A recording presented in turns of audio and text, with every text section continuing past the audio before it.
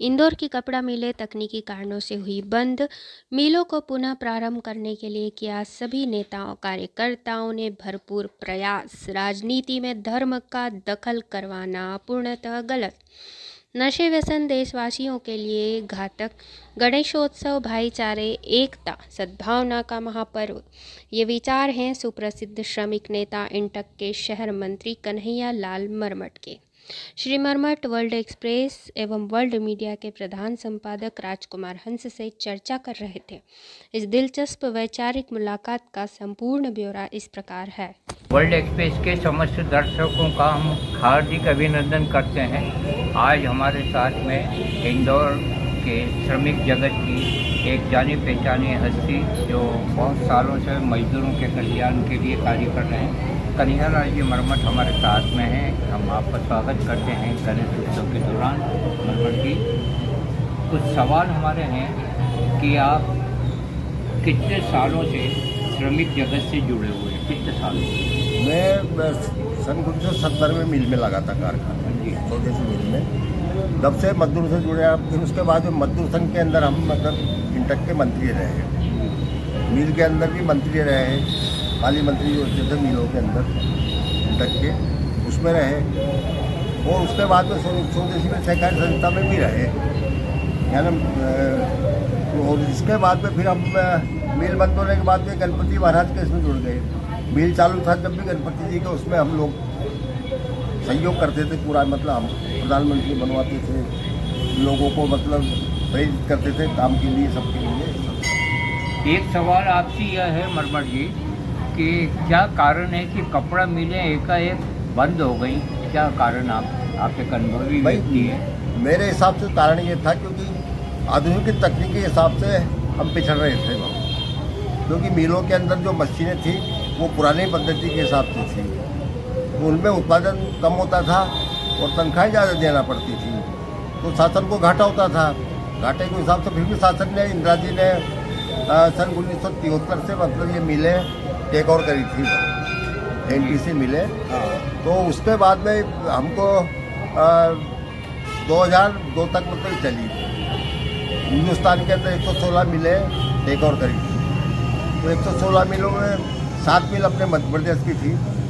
उसमें एक तो स्वदेशी मिल, मालवा मिल, कल्याण मिल और ये अपने उज्जैन की हीरा मिल और अपने बुरहानपुर की ताप्ती मिल, जैसे 7 भोपाल की ताप्ती मिल और बुरहानपुर की, ये 7 मिलें अपने यहाँ पे एनटीसी की थी। सरकार को आप क्या सुझाव देना चाहेंगे कि ये कपड़ा मिलें फिर प्रारंभ हो जाएं? जो मजदूर आप जानते होंगे कई आत्महत्या कर चुके हैं, तो ये मिलें पुनः प्रारंभ हो, इसके लिए आप एक अनुभवी जनप्रतिनिधि रहे, नेता रहे, तो क्या कहना चाहेंगे आप? भाई हमारा विचार ये है, अभी जो अपना निर्माण क्षेत्र है पूरा रुई का मतलब एक कारोबार पूरा यहीं से चलता है अपने एमपी में। तो उसमें अपने रुई का कारोबार होते हुए भी अपन कॉटन मिल चला नहीं पाए, तो अपना दुर्भाग्य है। शासन को चाहिए कि ये मिले, कॉटन मिले यहाँ पे चलाई जाए, ताकि उससे लोगों को रोजगार मिले, रोजगार के अलावा कपड़ा सस्ता मिले, सब चीज़ें रहे। बहुत अच्छा आपने सुझाव दिया। कुछ पारिवारिक पृष्ठभूमि के बारे में हमारे दर्शक आपके बारे में जानना चाहेंगे। आपका जन्म स्थान कहाँ का है? मेरा जन्म स्थल इंदौर का है। आपके पिताजी का? हमारे पिताजी का नाम शंकर लाल जी मरमट और माताजी का? माताजी है कल्याणी बाई। आपकी कहाँ तक पढ़ाई हुई? मेरी BA तक मैंने पढ़ाई करी। मिल में काम करते हुए मैंने BA तक की पढ़ाई करी। जीवन में बहुत संघर्ष किया मरमट जी ने। आपसे एक प्रश्न और, गणेशोत्सव जब मनाया जा रहा है सारे राष्ट्र में, देश के अलावा सारे विश्व में मनाया जा रहा है, तो राष्ट्रीय एकता के लिए, सद्भावना के लिए आप क्या संदेश देना चाहेंगे? भाई गणपति महाराज का जो अपन 10 दिन तक जो प्रोग्राम करते हैं, उसमें ये रहता है भाईचारा के हिसाब रहता है। गणपति जी महाराज वैसे भगवान है जिसके अंदर सब धर्मों को मानते हैं। उसमें सिख, ईसाई, मुस्लिम सब इसको मानते हैं गणपति जी को, क्योंकि ये शुद्ध देवता माना जाता है हिंदुस्तान का जो है गणपति जी महाराज, इसको सभी लोग मानते हैं। तो आपका ये संदेश रहेगा कि राष्ट्रीय एकता के साथ में सद्भावना के साथ सबको रहना सबको लेना और देश की रक्षा के लिए। और उसके अलावा बाल गंगाधर राव तिलक ने मतलब इसको आज़ादी के पहले चालू करा था।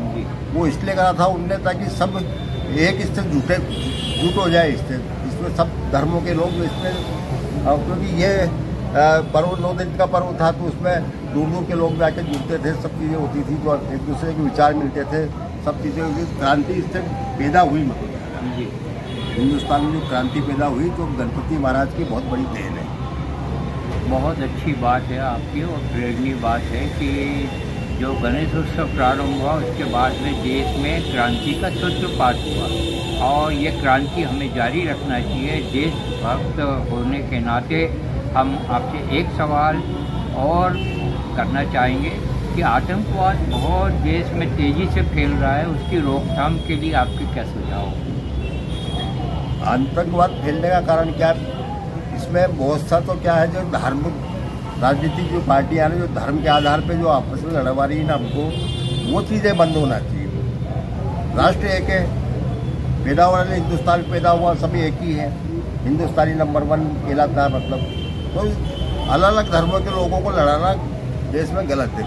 इससे क्या देश के अंदर जो विघटन ताकत है ना वो सक्रिय हो जाएगी, और वो क्योंकि बहुत से राष्ट्र चाहते हैं कि हिंदुस्तान में टुकड़े हो, तो उन टुकड़ों को बचाने के लिए पार्टियों को चाहिए कि इसमें जातिवादता नहीं आना चाहिए, इसमें सब धर्मों को लेके चलने वाला कार्यक्रम करना चाहिए। वो पार्टी कांग्रेस ने करा, लेकिन बीजेपी आने के बाद बीजेपी ने इस चीज़ को वैसा घुमाया कि पूरे देश में धर्म के आड़ में सब अलग कर दिया।